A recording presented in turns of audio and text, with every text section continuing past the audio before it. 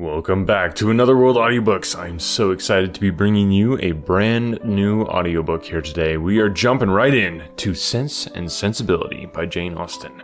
This is the third Jane Austen book that we've done. I'm so excited to be completing a trilogy of sorts of Jane Austen books. If you haven't listened to the ones in the backlist, go ahead and check those out. We've done Pride and Prejudice as well as Emma. Emma was, well, actually both of those are really long books, so if you need a good long book to enjoy, definitely go check those out. If Jane Austen isn't your speed though, make sure to check out in the backlist. We've got Treasure Island, we've got John Carter of Mars, we've got Sherlock Holmes, we've got all kinds of awesome stuff in the backlist. So if you're not a Jane Austen fan, it's definitely not the type of book that I would normally pick up and read, but I do enjoy expanding my horizons. So I'm looking forward to getting into this one. This is a book I've never read before. I think I've watched little clips of movies here and there over the years, but yeah, definitely looking forward to getting into this and seeing what Jane Austen has to offer. So without further ado, let's jump right into it. I give you Sense and Sensibility. Sense and Sensibility by Jane Austen. Narrated by Brady Smith. Chapter 1. The family of Dashwood had long been settled in Sussex. Their estate was large, and their residence was at Norwood Park, in the centre of their property, where, for many generations, they had lived in so respectable a manner as to engage the general good opinion of their surrounding acquaintance. The late owner of this estate was a single man, who lived to a very advanced age, and who for many years of his life had a constant companion and housekeeper in his sister. But her death, which happened 10 years before his own, produced a great alteration in his home. For to supply her loss, he invited and received into his house the family of his nephew, Mr. Henry Dashwood, the legal inheritor of the Norwood estate, and the person to whom he intended to bequeath it. In the society of his nephew and niece and their children, the old gentleman's days were comfortably spent. His attachment to them all increased. The constant attention of Mr. and Mrs. Henry Dashwood to his wishes, which proceeded not merely from interest, but from goodness of heart, gave him every degree of solid comfort which his age could receive, and the cheerfulness of the children added a relish to his existence. By a former marriage, Mr. Henry Dashwood had one son. By his present lady, 3 daughters. The son, a steady, respectable young man, was amply provided for by the fortune of his mother, which had been large, and half of which devolved on him on his coming of age. By his own marriage, likewise, which happened soon afterwards, he added to his wealth. To him, therefore, the succession to the Norwood estate was not so really important as to his sisters, for their fortune, independent of what might arise to them from their fathers inheriting that property, could be but small. Their mother had nothing, and their father only £7,000 in his own disposal. For the remaining moiety of his first wife's fortune was also secured to her child, and he had only a life interest in it. The old gentleman died. His will was read, and like almost every other will, gave as much disappointment as pleasure. He was neither so unjust nor so ungrateful as to leave his estate from his nephew. But he left it to him on such terms as destroyed half the value of the bequest. Mr. Dashwood had wished for it more for the sake of his wife and daughters than for himself or his son. But to his son, and his son's son, a child of 4 years old, it was secured in such a way as to leave to himself no power of providing for those who were most dear to him, and who most needed a provision by any change of the estate, or by any sale of its valuable woods. The whole was tied up for the benefit of this child, who, in occasional visits with his father and mother at Norwood, had so far gained on the affections of his uncle by such attractions as are by no means unusual in children of 2 or 3 years old, an imperfect articulation, an earnest desire of having his own way, many cunning tricks, and a great deal of noise, as to outweigh all the value of all the attention which, for years, he had received from his niece and her daughters. He meant not to be unkind, however, and, as a mark of his affection for the 3 girls, he left them £1,000 apiece. Mr. Dashwood's disappointment was, at first, severe, but his temper was cheerful and sanguine, and he might reasonably hope to live many years, and by living economically, lay by a considerable sum from the produce of an estate already large and capable of almost immediate improvement. But the fortune, which had been so tardy in coming, was his only one 12-month. He survived his uncle no longer, and £10,000, including the late legacies, was all that remained for his widow and daughters. His son was sent for as soon as his danger was known, and to him Mr. Dashwood recommended, with all the strength and urgency which illness could command, the interest of his mother-in-law and sisters. Mr. John Dashwood had not the strong feelings of the rest of the family, but he was affected by a recommendation of such a nature at such a time, and he promised to do everything in his power to make them comfortable. His father was rendered easy by such an assurance, and Mr. John Dashwood had then leisure to consider how much there might prudently be in his power to do for them. He was not an ill-disposed young man, unless to be rather cold-hearted and rather selfish as to be ill-disposed, but he was, in general, well respected, for he conducted himself with propriety in the discharge of his ordinary duties.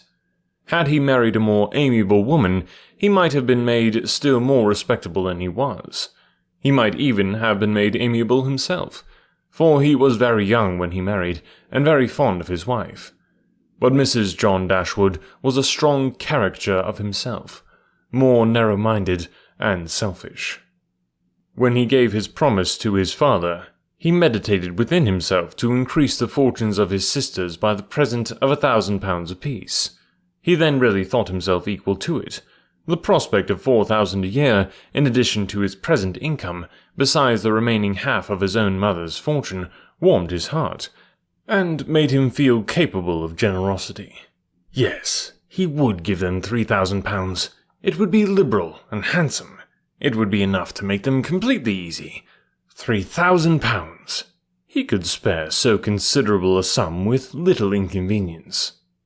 He thought of it all day long, and for many days successively, and he did not repent. No sooner was his father's funeral over than Mrs. John Dashwood, without sending any notice of her intention to her mother-in-law, arrived with her child in their attendance. No one could dispute her right to come. The house was her husband's from the moment of her father's decease, but the indelicacy of her conduct was so much the greater, and to a woman in Mrs. Dashwood's situation, with only common feelings, must have been highly unpleasing. But in her mind there was a sense of honour so keen, a generosity so romantic, that any offence of the kind, by whomsoever given or received, was to her a source of immovable disgust. Mrs. John Dashwood had never been a favourite with any of her husband's family, but she had had no opportunity, till the present, of showing them with how little attention to the comfort of other people she could act when occasion required it. So acutely did Mrs. Dashwood feel this ungracious behaviour, and so earnestly did she despise her daughter-in-law for it, that, on the arrival of the latter, she would have quitted the house for ever, had not the entreaty of her eldest girl induced her first to reflect on the propriety of going, and her own tender love for all her 3 children determined her afterwards to stay, and for their sakes avoid a breach with their brother. Eleanor, this eldest daughter, whose advice was so effectual, possessed a strength of understanding and coolness of judgment which qualified her, though only 19, to be the counsellor of her mother, and enabled her frequently to counteract, to the advantage of them all, that eagerness of mind in Mrs. Dashwood which must generally have led to imprudence. She had an excellent heart. Her disposition was affectionate, and her feelings were strong, but she knew how to govern them. It was a knowledge which her mother had yet to learn, and which one of her sisters had resolved never to be taught. Mary Ann's abilities were, in many respects, quite equal to Eleanor's. She was sensible and clever, but eager in everything. Her sorrows, her joys, could have no moderation. She was generous, amiable, interesting. She was everything but prudent. The resemblance between her and her mother was strikingly great. Eleanor saw, with concern, the excess of her sister's sensibility, but by Mrs. Dashwood it was valued and cherished. They encouraged each other now in the violence of their affliction. The agony of grief which overpowered them at first was voluntarily renewed, was sought for, was created again and again. They gave themselves up wholly to their sorrow, seeking increase of wretchedness in every reflection that could afford it, and resolved against ever admitting consolation in future. Eleanor, too, was deeply afflicted, but still she could struggle, she could exert herself. She could consult with her brother, could receive her sister-in-law on her arrival, and treat her with proper attention, and could strive to rouse her mother to similar exertion, and encourage her to similar forbearance. Margaret, the other sister, was a good-humoured, well-disposed girl, but as she had already imbibed a good deal of Mary Ann's romance, without having much of her sense, she did not, at 13, bid fair to equal her sisters at a more advanced period of life. Chapter 2. Mrs. John Dashwood now installed herself mistress of Norland, and her mother and sisters-in-law were degraded to the condition of visitors. As such, however, they were treated by her with quiet civility, and by her husband with as much kindness as he could feel towards anybody beyond himself, his wife, and their child. He really pressed them, with some earnestness, to consider Norland as their home, and as no plan appeared so eligible to Mrs. Dashwood as remaining there till she could accommodate herself with a house in the neighbourhood, his invitation was accepted. A continuance in a place where everything reminded her of former delight was exactly what suited her mind. In seasons of cheerfulness, no temper could be more cheerful than hers, or possess, in a greater degree, that sanguine expectation of happiness which is happiness itself.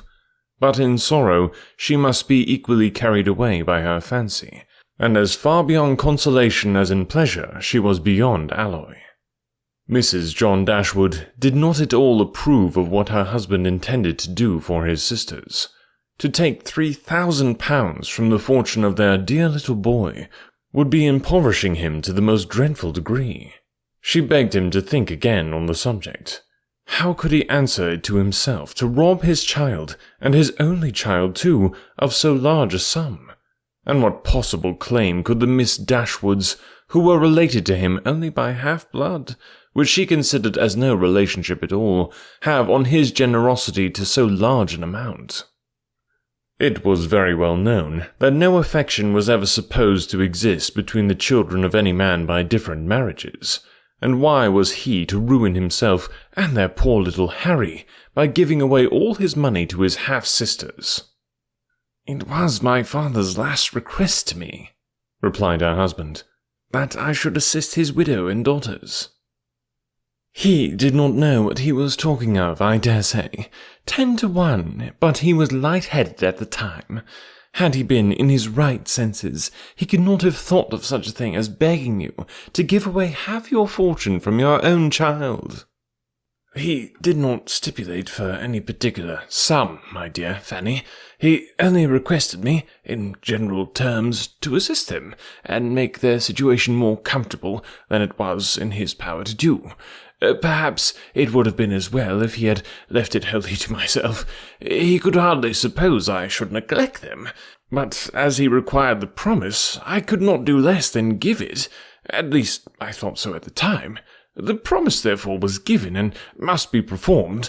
Something must be done for them whenever they leave Norland and settle in a new home." "Well, then, let something be done for them, but that something needs not be £3,000. Consider," she added, "that when the money is once parted with, it can never return. Your sisters will marry, and it will be gone for ever. If, indeed, it could be restored to our poor little boy."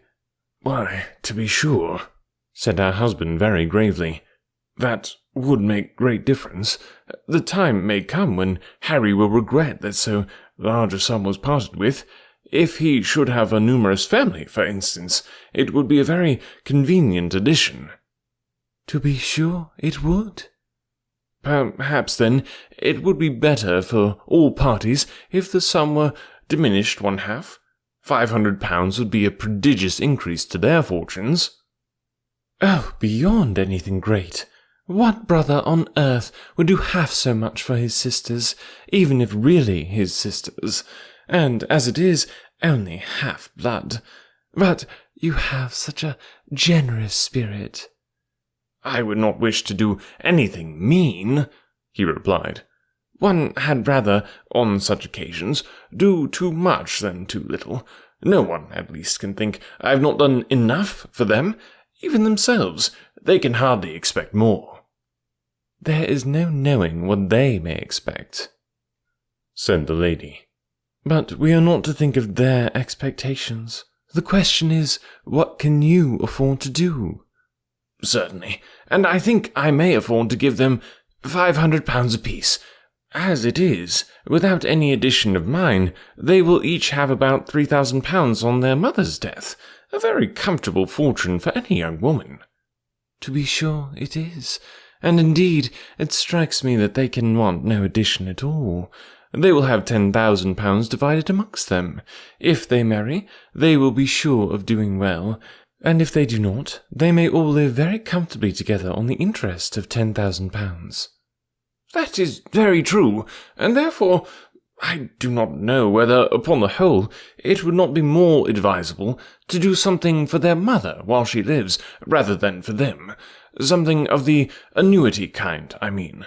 My sisters would feel the good effects of it, as well as herself. 100 a year would make them all perfectly comfortable." His wife hesitated a little, however, in giving her consent to this plan. "To be sure," said she, "it is better than parting with £1,500 at once. But then, if Mrs. Dashwood should live 15 years, we shall be completely taken in." "15 years? My dear Fanny, her life cannot be worth half that purchase."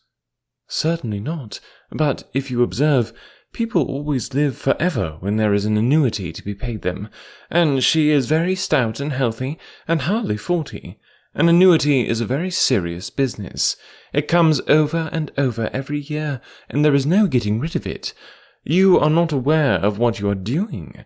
I have known a great deal of the trouble of annuities, for my mother was clogged with the payment of 3 to old superannuated servants by my father's will, and it is amazing how disagreeable she found it.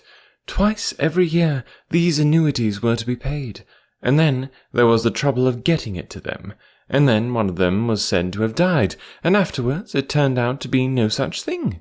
My mother was quite sick of it. Her income was not her own, she said, with such perpetual claims on it, and it was the more unkind in my father because, otherwise, the money would have been entirely at my mother's disposal, without any restriction whatever. It has given me such an abhorrence of annuities that I am sure I would not pin myself down to the payment of one for all the world." "It is certainly an unpleasant thing," replied Mr. Dashwood, "to have those kind of yearly drains on one's income. One's fortune, as your mother justly says, is not one's own. To be tied down to the regular payment of such a sum on every rent day is by no means desirable. It takes away one's independence." "Undoubtedly, and after all, you have no thanks for it. They think themselves secure. You do no more than what is expected, and it raises no gratitude at all. If I were you, whatever I did should be done at my own discretion entirely. I would not bind myself to allow them anything yearly. It may be very inconvenient some years to spare 100 or even £50 from our own expenses." "I believe you're right, my love. It will be better that there should be no annuity in the case. Whatever I may give them occasionally will be of far greater assistance than a yearly allowance, because they would only enlarge their style of living if they felt sure of a larger income, and would not be 6 pence the richer for it at the end of the year. It would certainly be much the best way. A present of £50 now and then will prevent their ever being distressed for money, and will, I think, be amply discharging my promise to my father." "To be sure it will. Indeed, to say the truth, I am convinced within myself that your father had no idea of you giving them any money at all. The assistance he thought of, I dare say, was only such as might be reasonably expected of you. For instance, such as looking out for a comfortable small house for them, helping them to move their things, and sending them presents of fish and game and so forth whenever they are in season. I'll lay my life that he meant nothing farther. Indeed, it would be very strange and unreasonable if he did. Do but consider, my dear Mr. Dashwood, how excessively comfortable your mother-in-law and her daughters may live on the interest of £7,000, besides the £1,000 belonging to each of the girls, which brings them in £50 a year apiece, and, of course, they will pay their mother for their board out of it. Altogether, they will have 500 a year amongst them, and what on earth can 4 women want for more than that? They will live so cheap. Their housekeeping will be nothing at all. They will have no carriage, no horses, and hardly any servants. They will keep no company, and can have no expenses of any kind. Only conceive how comfortable they will be. 500 a year! I am sure I cannot imagine how they will spend half of it. And as to your giving them more, it is quite absurd to think of it. They will be much more able to give you something. Upon my word, said Mr. Dashwood, I believe you are perfectly right. My father certainly could mean nothing more by his request to me than what you say. I clearly understand it now, and I will strictly fulfill my engagement by such acts of assistance and kindness to them as you have described. When my mother removes into any house, my services shall be readily given to accommodate her as far as I can. Some little present of furniture, too, may be acceptable then. Certainly, returned Mrs. John Dashwood. But, however, one thing must be considered. When your father and mother moved to Norwood, though the furniture of Stanhill was sold, all the china, plate, and linen was saved, and is now left to your mother. Her house will therefore be almost completely fitted up as soon as she takes it. That is a material consideration, undoubtedly. A valuable legacy indeed. And yet some of the plate would have been a very pleasant addition to our own stock here. Yes, and the set of breakfast china is twice as handsome as what belongs to this house. A great deal too handsome, in my opinion, for any place they can ever afford to live in. But, however, so it is. Your father thought only of them, and I must say this, that you owe no particular gratitude to him, nor attention to his wishes. For we very well know that, if he could, he would have left almost everything in the world to them. This argument was irresistible. It gave to his intentions whatever of decision was wanting before, and he finally resolved that it would be absolutely unnecessary, if not highly indecorous, to do more for the widow and children of his father than such kind of neighbourly acts as his own wife pointed out.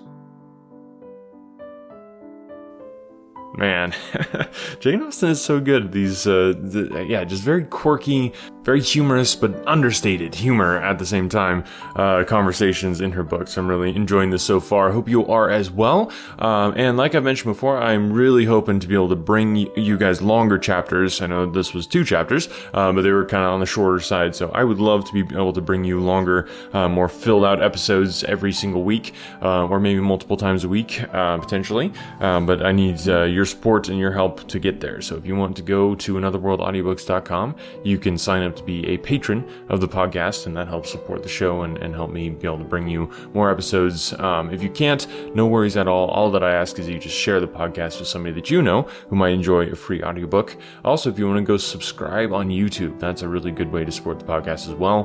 We're slowly creeping up there. If we get to 1,000 subscribers, that's going to be a real tipping point with the podcast overall. So check it out. Anotherworldaudiobooks.com is where all of the links are. You can also buy some of the merch. There's some pretty cool stuff on there. It's a great way to support the podcast. And but yeah, if you can't do any of that, just tell other people and just spread the word. Really, that's one of the best podcast marketing out there. It's hard to get people to subscribe to a new podcast they've never heard of, but if they hear a recommendation from somebody that they know and they trust, that is the best way to get them connected to a new podcast. So I really appreciate your help. I could not do this without you, and I'm so grateful for every person listening and leaving reviews and comments on stuff. It just makes my day to know that you are enjoying the podcast. So hit me up and let me know if you're liking this so far, and stay tuned for next week. We'll be jumping into the next chapter of Sense and Sensibility. Thanks for listening.